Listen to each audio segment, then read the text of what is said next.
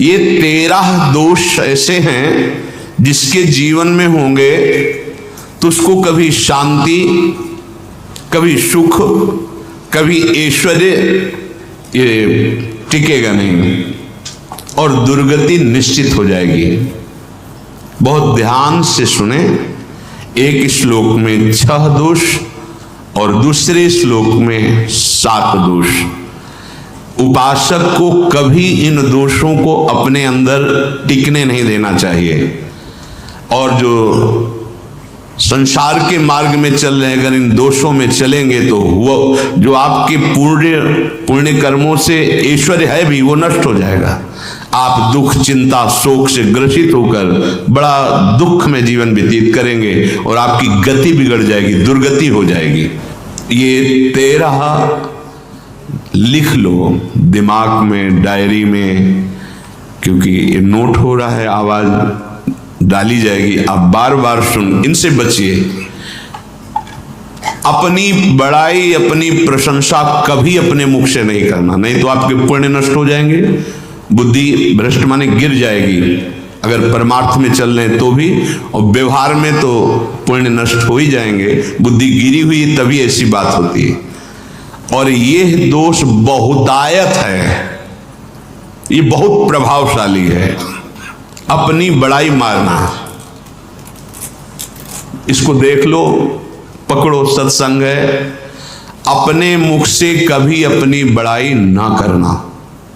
अगर कोई अपने मुख से अपनी बड़ाई करता है तो उसके सुकृत नष्ट हो जाते हैं, बुद्धि भ्रष्ट माने गिर जाती, पतित हो जाती है, फिर निर्णय ठीक नहीं। अगर हमारा सारथी, हमारा ड्राइवर मूढ़ हो तो कहीं भी हमको गिरा देगा, तो वो बुद्धि भ्रष्ट मतलब गिर जाती है, निर्णय करने लायक नहीं रहती। अपनी प्रशंसा अपने मुख से करना। दूसरा, लोलुपता, ये वृत्ति नहीं होनी चाहिए। धर्म से चलेंगे, धर्म के द्वारा जो हमें प्राप्त होगा उसी से हम अपना भरण पोषण करेंगे। आपके बच्चे स्वस्थ होंगे, बुद्धिमान होंगे, परिवार में बहुत सुख और शांति होगी। भले दीपक की तरह जलो, बहुत काल तक रहेगी। लक्ष्मी जी भी आपके घर में बहुत काल, हम ये नहीं कहते कि बहुत नहीं, जितनी है बहुत सुख शांति से चलोगे। अगर लोलुपता करोगे, हिंसा, छल कपट, व्यभिचार, चोरी, ऐसे धन आ जाए, वो आएगा, लेकिन वो हाइलोजन की तरह आएगा, एकदम प्रकाश और फ्यूज, बिल्कुल अंधकार करके जाएगा। देख लेना, तुम्हारे जो सुख के हेतु हैं, तुम्हारा शरीर, तुम्हारे बच्चे, तुम्हारी पत्नी, तुम्हारा परिवार, उसको देख के तुम रात दिन जलोगे बिना आग के। ऐसे उनके आचरण होंगे, ऐसे उनके अंग होंगे, ऐसे उनके दिमाग होंगे, ऐसा उनका व्यवहार होगा। ये लोलुपता अगर उपासक में या किसी में है तो उसको नष्ट कर देती है। सावधान। तीसरा, यदि आपका अपमान होता है तो आपको उसे सहन करना होगा, उससे आपके पाप नष्ट हो जाएंगे। जो तनिक सा भी अपमान होने पर बहुत क्रोध करके दूसरे का अपकार करने लगता है, ये आपका पतन करा देगा, ये आपको फंसा देगा, हृदय जलेगा, अर्थव्यवस्था नष्ट होगी, पूरा परिवार दुखी होगा। जरा सा अपमान की संभावना में आप किसी से भी भिड़ गए, किसी से भी, वो ये प्रवृत्ति आपका पतन कर देगी। अगर आप सह गए तो आपका सहना उसके लिए आग बन जाएगा। उमा क्षमा साप होते भारी, तुम्हें दंड देने की जरूरत नहीं, उसका एक कर्म ही उसे दंड दे देगा। आप शांत हो जाइए, आप सत्संगी हैं, आप शांत रहिए। चौथा, निरंतर क्रोध और उसका चिंतन। बैठे बैठे बस द्वेषियों का चिंतन ही हो रहा है, अंदर क्रोध का चिंतन और द्वेषियों का चिंतन ही हो रहा है। द्वेष भरी बातें, द्वेष भरे क्रियाएं, उन्हीं का चिंतन करके जलते रहना क्रोध से। उपासक को तो क्रोध करना ही नहीं चाहिए, बहुत शांत।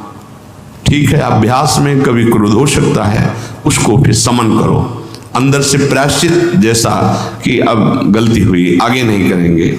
और व्यवहार में भी क्रोध को आप पीना सीखें।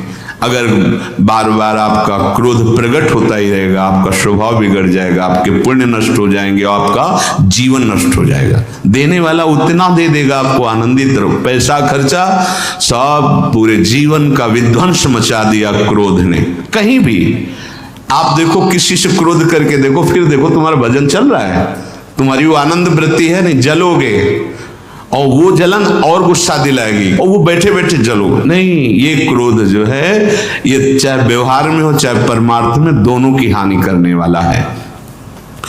और आश्रित जनों की रक्षा ना करना।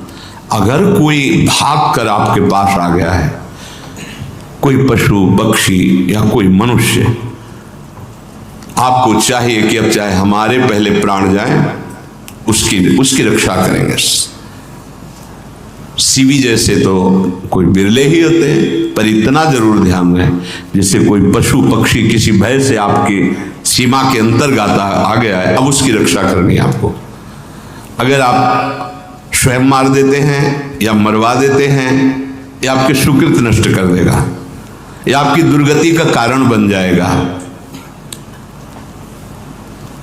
और जो पाप कर्म उत्साहित होकर करते हैं, उपासक को तो बहुत सावधान रहना चाहिए, पर व्यवहार में भी जो नहीं करना चाहिए, अगर वो पाप कर्म आपके द्वारा मन में प्रेरित हो रहे हैं, संकल्प बन रहा है, क्रियाएं हो रही हैं, दुर्गति पक्की, पुण्य नष्ट हो जाएंगे, दुख अशांति बढ़ती चली जाएगी, कभी शांति नहीं प्राप्त कर पाएंगे।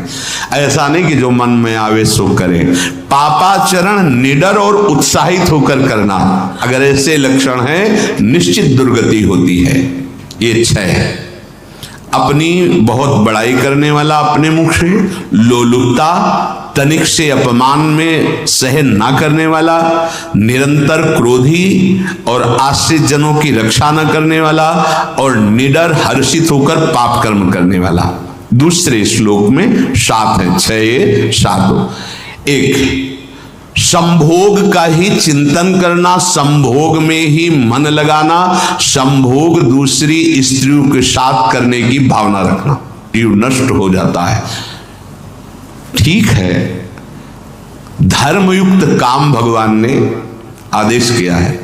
आपका पाणी ग्रहण संस्कार हो गया है, संतानोत्पत्ति की भावना से कुछ पवित्र तिथियों का त्याग करते हुए चर्चा में हुई है। एक नियम है, एक आदेश है शास्त्र का। आप बहुत काम प्रवृत्ति वाले हैं तो प्रत्येक मास में जब माता वहदे पवित्र हो जाती मासिक धर्म से, तो जिनका पाणी ग्रहण आपने किया, जो पत्नी स्वरूप है, वो ठीक है। वहां भी बार बार के लिए व्यभिचार प्रवृत्ति के लिए शास्त्र आदेश नहीं करता, संयम पूर्वक, और उसका चिंतन नहीं करना। पाणी ग्रहण संस्कार है, घर में विराजमान है, एक संयम, एक नियम के अनुसार उसका चिंतन तो फिर भ्रष्ट कर देगा। चिंतन प्रभु का करना है, चिंतन प्रभु की सेवा जो आपके कर्तव्य, इसके चिंतन से बचो। घातक है, बहुत बड़ा जहर है। अगर विषय चिंतन होने लगा तो मरोगे, जिंदा जलोगे, दुर्गति भी होगी। ये अंदर की जो आग है ना, कामाग्नि, ये इतनी बढ़ती चली जाएगी, तुम्हारे होश खराब हो जाएंगे कि मुझे क्या करना चाहिए, क्या नहीं करना चाहिए।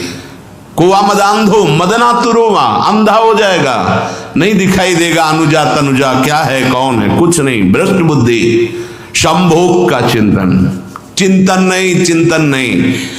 धर्मयुक्त काम आदेश है शास्त्र में। यदि आप प्रवृत्ति मार्ग में हैं तो अपनी पत्नी को जो पाणी ग्रहण स्वीकार किया है, वहां भी पवित्र तिथियों का त्याग करते हुए, एकादशी है, रामनवमी है, नव दुर्गा है, जन्माष्टमी है, राधाष्टमी, जो पवित्र तिथियों का त्याग करते हुए, और ऐसे जो मर्यादाएं हैं उसके अनुसार, और कहीं पराई स्त्री के साथ संभोग की बात, निश्चित दुर्गति पक्की है। ऐसे ही माताओं के लिए है, स्त्री शरीर के लिए है। यदि वो ऐसी गलत चेष्टा, तो पतिवंचक परपति रति करई, रौ नरक कल्पसत परई।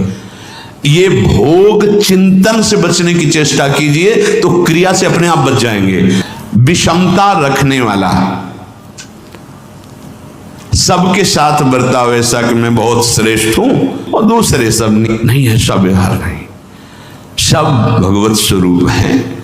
समान व्यवहार जैसे आपके भोजन है तो जो आप पा रहे हो वही सबको दीजिए, बैठने की व्यवस्था, उठने की व्यवस्था, क्रम बाई क्रम, पर उसको भी नीच भाव से मत देखिए, उस कोटि का उसको प्यार दीजिए, दुलार दीजिए, सम्मान दीजिए। इतनी विषमता ना फैलाते रहें अपने जीवन में कि आप सबके निंदा के पात्र बन जाए। विषमता नहीं, सबको प्यार। हाँ ठीक है, पुत्र का अलग प्यार है, भाई का अलग प्यार है, पिता का अलग प्यार है, पर हमारा व्यवहार प्रीति युक्त होना चाहिए, विषमता भरा नहीं होना चाहिए। अगर हमारे चित्त में विषमता ही रही तो संसार है, प्रभु नहीं है। जीत विषम संसार कीर्ति जग बिस्तरे। जो विषमता पर विजय प्राप्त कर लेता है वही भगवत प्राप्ति का अधिकारी। ये विषमता बहुत बड़ी हानि है। तीसरी बात, अत्यंत मानी होना। जहां आपके प्राण कमजोर होंगे, पुण्य नष्ट होगा, आयुश्री सब नष्ट होना है, ऐसे आचरण करवाएगा गुरुजनों के साथ, महापुरुषों के साथ।